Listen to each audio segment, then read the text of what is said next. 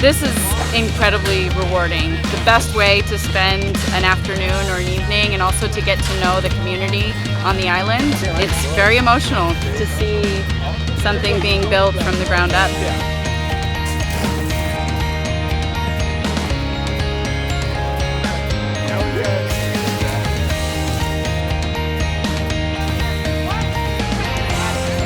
It's so fulfilling, and then we had the privilege of going down and looking at some of the things that were done last year and talk to some of the Puerto Ricans that have new homes built for their family and how it's completely changed their lives. So far, man, this is great, and we definitely always need more help down here.